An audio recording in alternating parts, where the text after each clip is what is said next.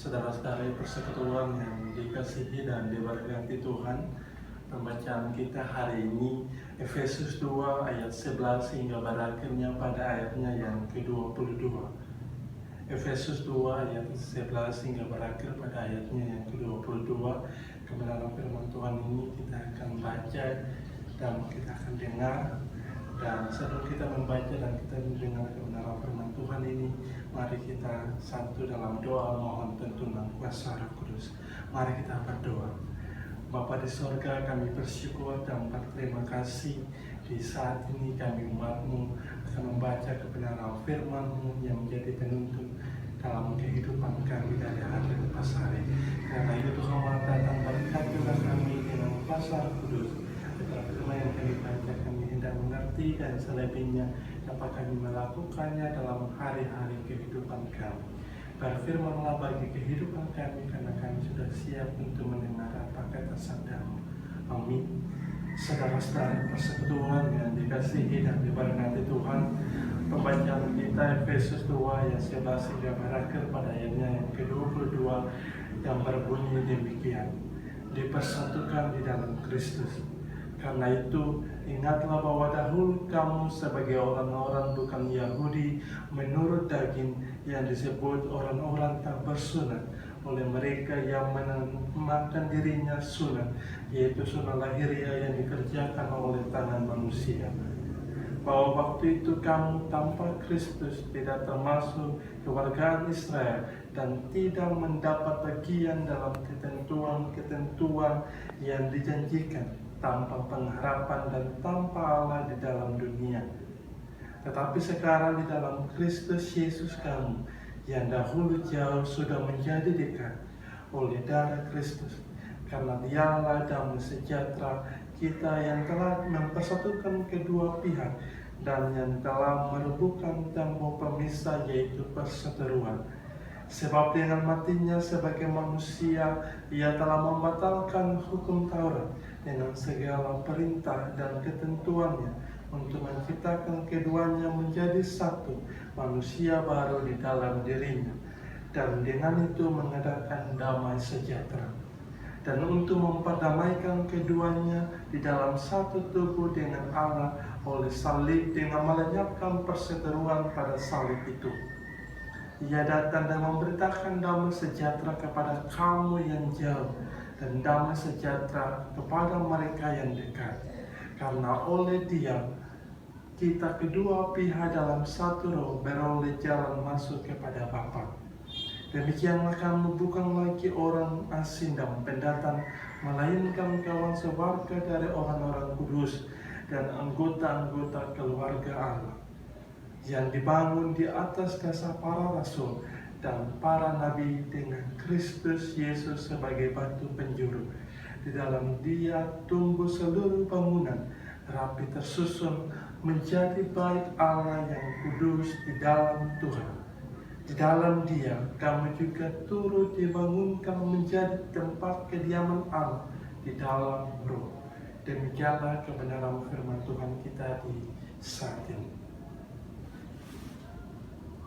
Saudara-saudara yang terkasih dalam Tuhan kita Yesus Kristus, kita percaya bahwa keberagaman ini merupakan sebuah realitas yang terjadi dalam kehidupan maupun komunitas manusia, termasuk di dalam kehidupan gereja. Akan tetapi dalam keberagaman itu menjadi salah satu tantangan bagi kehidupan manusia, yaitu di mana ada orang tidak mau bersikap menerima satu dengan yang lain, tidak menghargai bahkan tidak menghormati mereka antara satu dengan yang lain. Mengapa hal ini terjadi dalam kehidupan manusia? Hal ini mungkin juga karena cara pandang mereka yang bersifat eksklusif, yaitu mereka memisahkan diri dari kehidupan masyarakat serta mementingkan diri sendiri. Selain itu juga yang terjadi pula dalam keberagaman, orang lalu membuat begitu jarak atau batasan-batasan sehingga hal ini yang menjadi sarana untuk mencoba menghakimi orang lain dan berpotensi munculnya konflik atau sebuah perpecahan yang terjadi akibat keberagaman atau keperbedaan tersebut. Saudara-saudara yang dikasihi dan diberkati Tuhan, keberagaman itu juga terjadi pula dalam konteks orang Yahudi pada saat itu, di mana dalam benak orang-orang Yahudi pada saat itu telah tertanam sebuah konsep bahwa mereka adalah umat yang kudus, umat pilihan Allah, sehingga sulit bagi mereka untuk menerima orang luar, yaitu non-Yahudi, untuk masuk ke dalam komunitas mereka. Bahkan mereka menanggap najis untuk masuk ke dalam rumah orang non-Yahudi. Kalaupun orang Yahudi bersedia menerima orang non-Yahudi, tentu dengan syarat mereka harus mau mengikuti tata cara Yahudi seperti sunnah dan hukum-hukum lainnya. Konsep pemahaman seperti itulah yang menimbulkan persoalan-persoalan yang terjadi dalam kehidupan gereja.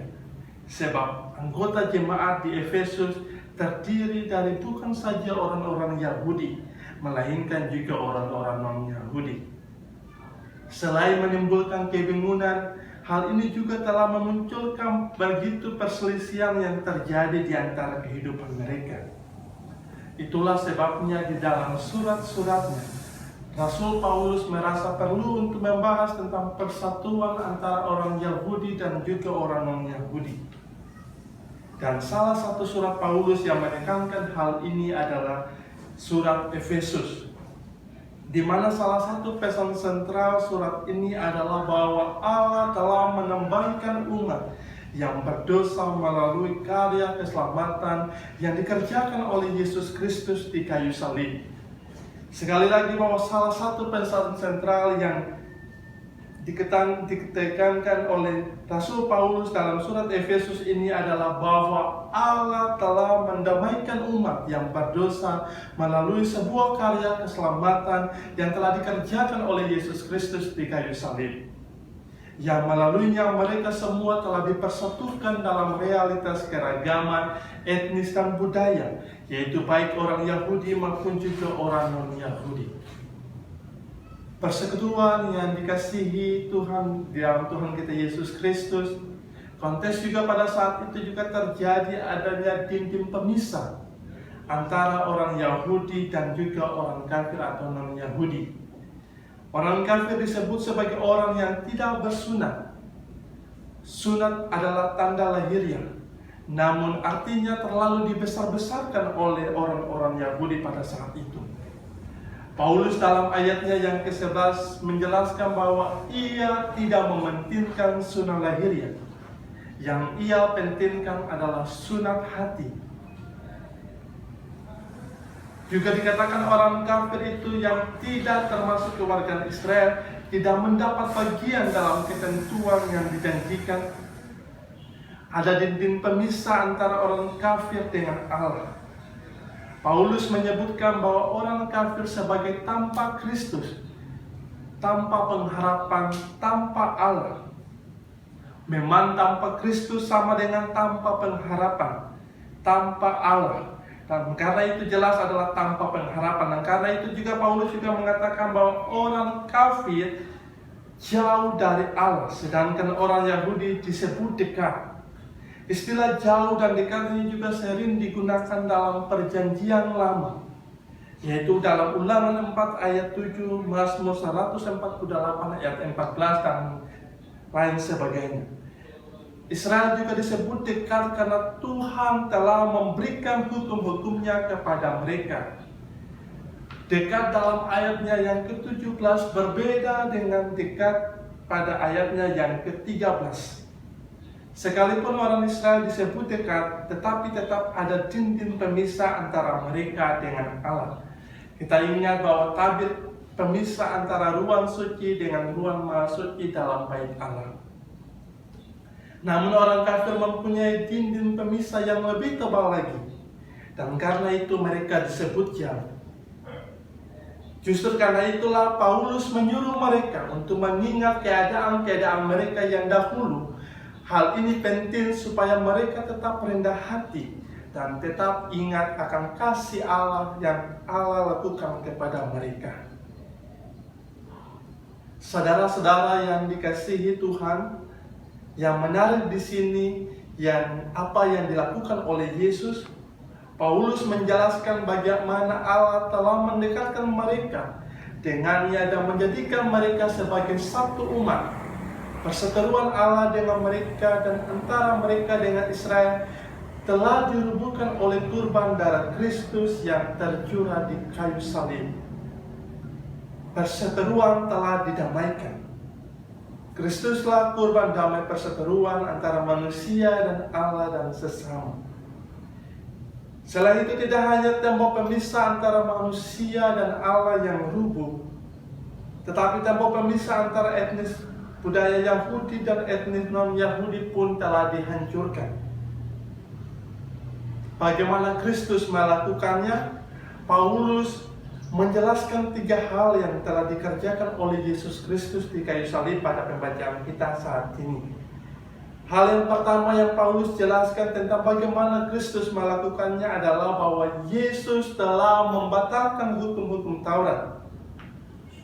Selain membatalkan hukum-hukum yang memisahkan Yahudi dan non-Yahudi seperti hukum sunnah dan makanan halal atau haram, Yesus juga membatalkan fungsi Taurat sebagai jalan keselamatan. Tetapi fungsi Taurat sebagai hukum bagi umat Allah tetap berlaku sebagai petunjuk hidup baru.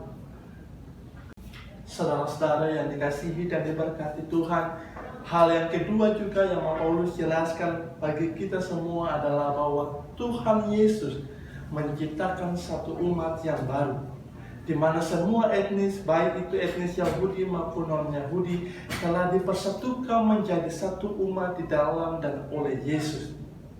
Namun ini tidak berarti bahwa Yahudi dan non-Yahudi bersatu membentuk etnis ketiga atau hilangnya etnis Yahudi maupun non-Yahudi.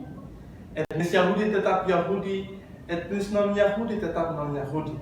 Yang dibatalkan adalah ketidaksetaraan di hadirat Allah. Hal yang ketiga yang mau dijelaskan Paulus adalah bahwa Yesus telah mendamaikan etnis Yahudi dan non-Yahudi dengan Allah. Paulus menjelaskan bahwa untuk memperdamaikan keduanya di dalam satu tubuh dengan Allah oleh salib dan melenyapkan perseteruan pada salib itu adalah dengan hanya oleh Yesus yang adalah sumber kedamaian dan telah menyelesaikannya di kayu salib, sehingga manusia didamaikan dengan Allah. Selanjutnya manusia akan mampu memberitakan damai sejahtera seperti yang telah Yesus lakukan. Jikalau dia sudah mengalami erene atau damai sejahtera itu, ia sudah didamaikan oleh Yesus dengan jalan menerima dia sebagai Tuhan dan Juru Selamat pribadinya. Tanpa didamaikan dengan Allah, manusia tidak akan mampu atau sanggup memberitakan damai sejahtera itu, yaitu Yesus Kristus sendirilah yang adalah sumber damai sejahtera. Selain itu juga Paulus juga menjelaskan bahwa Yesus sebagai damai sejahtera membuka jalan masuk kepada Bapa di surga, yakni melalui Yesus Kristus oleh kuasa Roh Kudus. Selanjutnya juga Paulus menjelaskan bahwa sekarang umat yang telah didamaikan Kristus disebut sebagai kawan sewarga dan menjadi anggota kerajaan Allah yang hidup di bawah pimpinan dan hukum-hukum Allah. Umat yang didamaikan ini juga disebut sebagai keluarga Allah. Sebagai anggota keluarga, secara otomatis relasi antara etnis pun diungkapkan dengan istilah saudara. Selanjutnya umat yang didamaikan itu juga disebut sebagai tempat kediaman Allah. Umat yang diperdamaikan itu dilihat sebagai bait Allah perjanjian baru. Penggenap perjanjian Allah itu bukan pada bangunannya, tetapi pada persekutuan yang hidup dari anggota keluarga Allah yang didasari oleh pemberitaan janji Allah melalui para nabi perjanjian lama dan kesaksian para rasul tentang Kristus. Jadi setiap orang Kristen adalah batu yang tersusun bagi bait Allah. Kalau dahulu orang-orang kafir, yaitu tidak bersunat, beribadah dalam bait Allah secara terpisah karena dipisahkan oleh pemisah, Maka sekarang bukan saja tidak ada dinding pemisah, bahkan mereka menjadi batu-batu penyusun bait Allah. Saudara-saudara yang dikasihi dan diberkati oleh Tuhan Yesus Kristus, gereja juga merupakan persekutuan orang yang percaya kepada Yesus Kristus sebagai Tuhan dan Juru Selamat yang dibentuk oleh Allah melalui pekerjaan Roh Kudus. Di dalam gereja sendiri, Allah telah memanggil dan menghimpun orang-orang dari berbagai suku, bangsa, bahasa, etnis, dan lapisan sosial untuk menjadi satu persekutuan dalam tubuh Kristus. Gereja dipanggil untuk menjadi alat Tuhan yang menyaksikan kasih Kristus di tengah dunia.